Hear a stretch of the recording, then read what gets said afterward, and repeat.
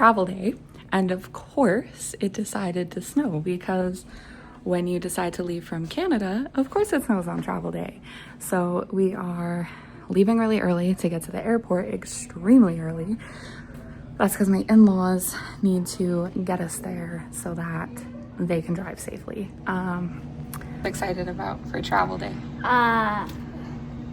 That we're gonna be able to feed elephants, and that we're gonna be able to travel the world and see everything about the world, and yeah, that's pretty much it.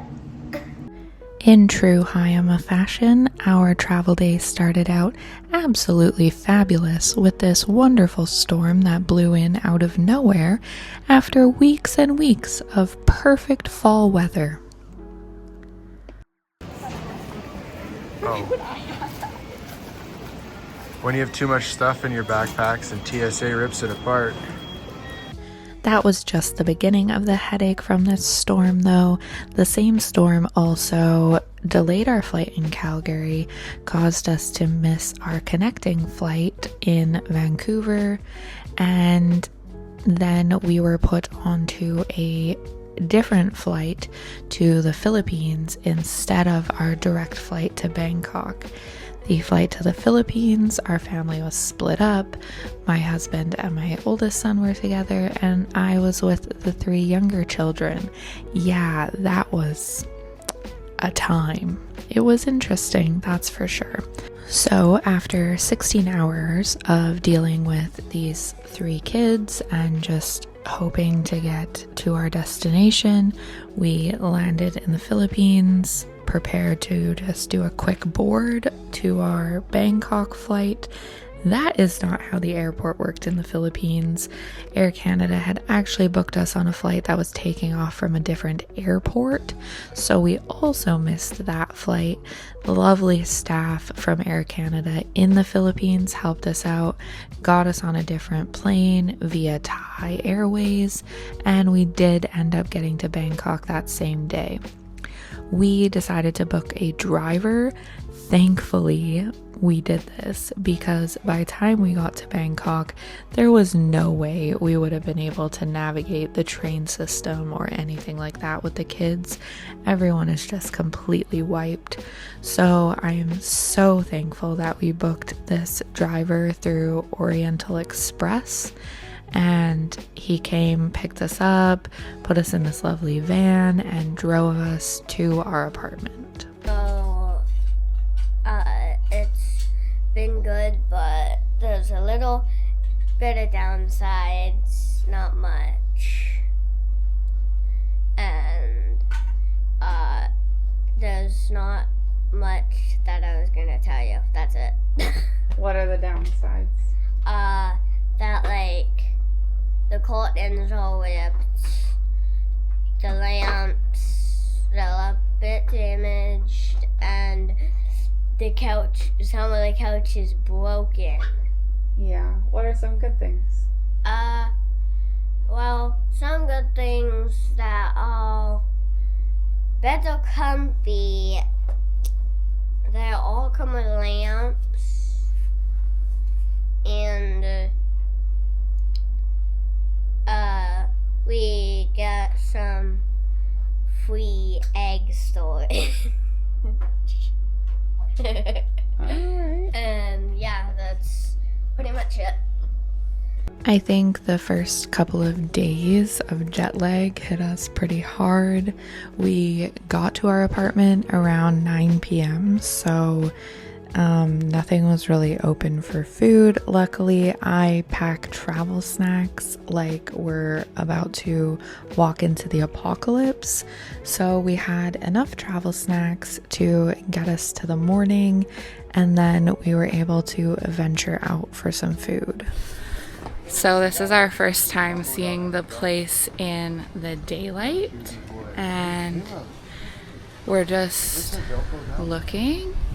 There's the pool, behind us is the gym and the restroom, and we're just exploring, and then we're going to go look at if we can find a 7-Eleven and kind of figure out where to get some food.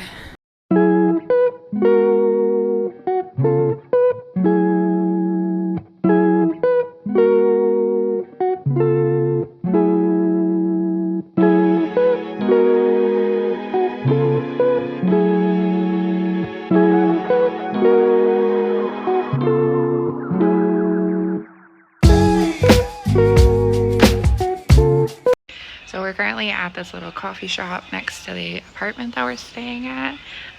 It appeared to be closed, but when we walked by, we said that we wanted coffee. And now I think the sweet lady is making us an iced coffee. So who knows, this might be where we get our coffee for the rest of the trip. Okay, so my high about being here is the swimming pool and the hot weather. You say your high. My high is that that we have a swimming pool and a park. My high so far has been the heat and the views and stuff. My high from the first week in Thailand is probably the fact that we're close to the ocean again. Yeah. What is your high? My high from the first week in Thailand is the warm weather. Thinking of everyone back home who's in the -20 and the snow and ice while I'm looking out the window at the beautiful warm Thailand and experiencing the heat and humidity. Hey, so I just wanted to give you guys a little apartment tour. We decided to rent an Airbnb while we're here in Thailand. We rented one place for the whole 2 months that we're here. Now that we've done that, I kind of regret it, but we'll talk more about that later. We also rented in a small beach town, which I thought, okay, going back into traveling, it'll be really nice to start somewhere slow and have a place that's like a little bit slower pace of life. Also regretting that. We'll talk more about that later as well. But this is our apartment in a town called Chatham Beach, or I'm not sure if it's Chatham or Chatham Beach, but that's where we are. We're kind of on the outskirts, so we're a little bit away from all of the things that are happening, all of the excitement. However, our building offers a lot of cool stuff for the kids. Okay, so walking in the front door is kind of our dining area, living room, goes straight into the boys' room. We have this bathroom here. It has this very basic toilet, sink, and shower area.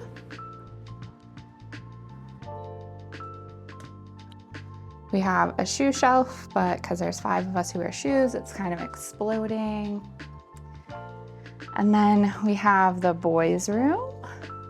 They have this built-in closet, which is really nice. Clothes, suitcases. Yeah.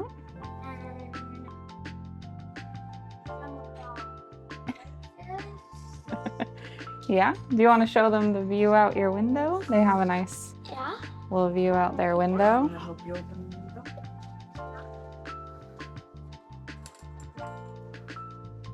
Yes, I will. A little view. You can see that.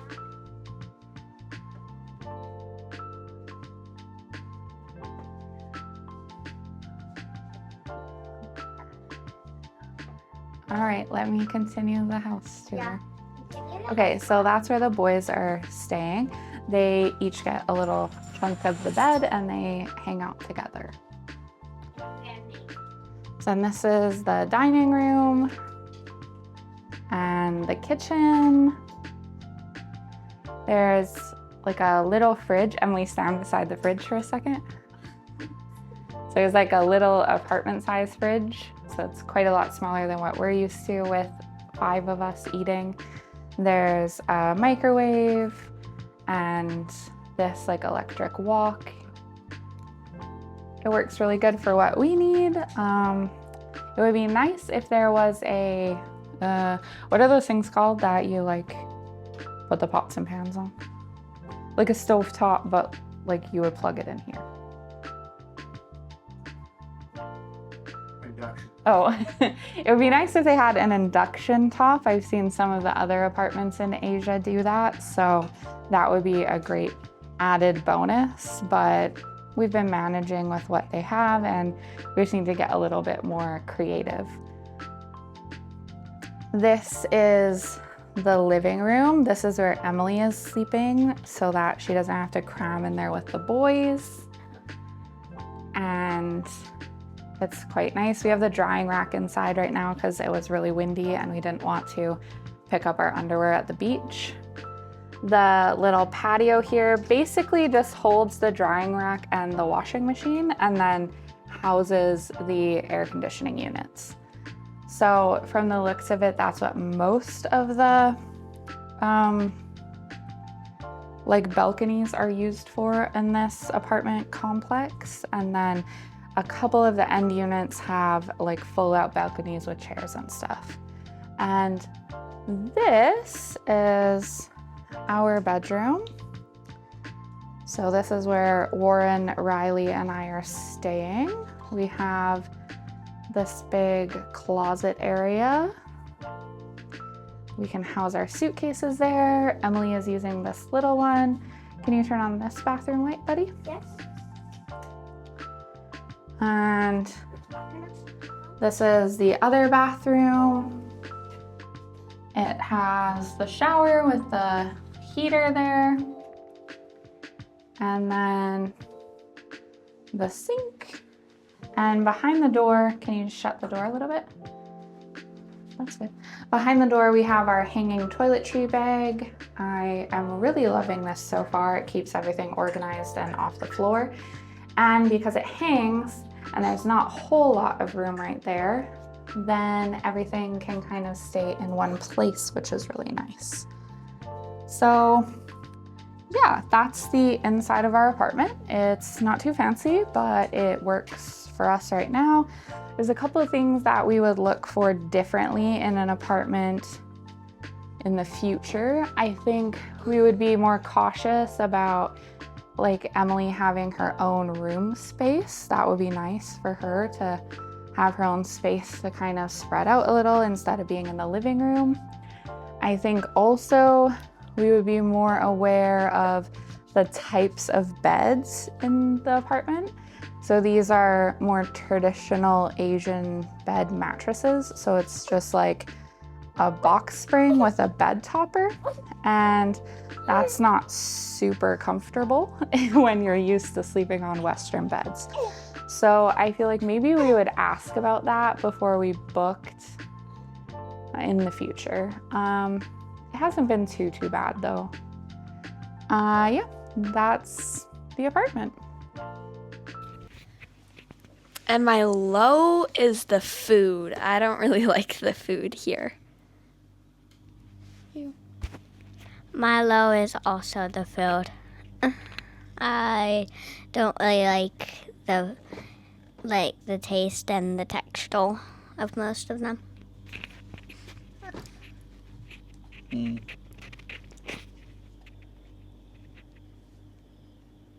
don't really know what my low is. Probably the beds. Yeah, definitely the beds. My low this week is trying to figure out how to like travel and shop again and do all that with kids and trying to figure out what that looks like without getting overwhelmed. So that's my low. I think you're just stealing mine here. I didn't. Yeah, my low is the definitely the shopping. It just seems like you're waking up just to figure out what the food is for that day because everything's so far away. I think if you're going to travel with a family of 6, one thing to keep in mind is booking a place near the grocery stores, right kind of in the hub of town. Maybe try the bigger cities instead of the smaller, quieter towns. There's a lot of advantages of the smaller, quieter town, but I think, yeah, one of the downsides is the fact that things are farther away, so you have to take a grab everywhere just to get the food and stuff. Yeah. Right, so since our last shopping center thing was unsuccessful, we came to Lotus Market today to scope it out and see. So far it looks like kind of like a shopping mall type situation. There's like a kid place, there's some fast food, and some like pick up and eat right now stuff. So we're gonna get some groceries and check it out.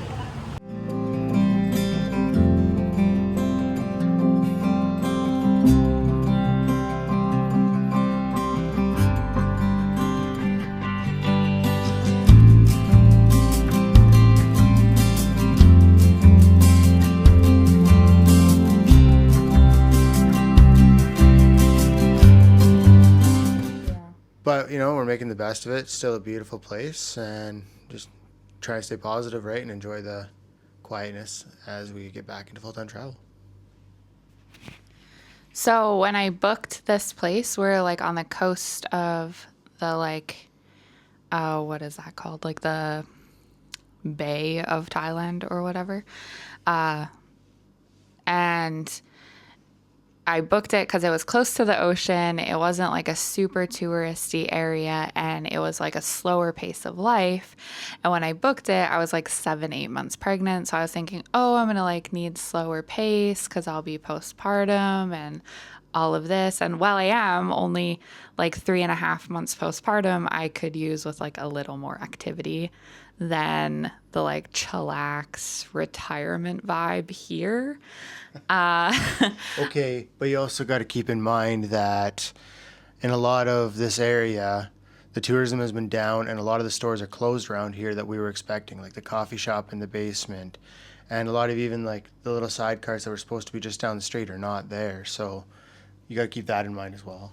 Yeah, we also, I don't know why this didn't hit our radar, but right now it's winter in Thailand. So like for us, we were thinking, oh, it's not winter because we're leaving winter, but like it still is their winter. So everything is just a little bit more not happening, I guess is the word. Like it's just not happening. Yeah, other than that though, I think it's been pretty good, and we'll keep you updated on the things we're learning and different stuff. If there's anything that you kind of want to know about traveling full time, this is like our second time going out. We're doing it a little bit different this time. Last time we traveled fully with a missionary organization. This time we're doing it as a family and kind of just fumbling around and figuring it out as we go. We by no means know everything, but we're willing to share what we do know, and we're willing to test things out and share them and let you know.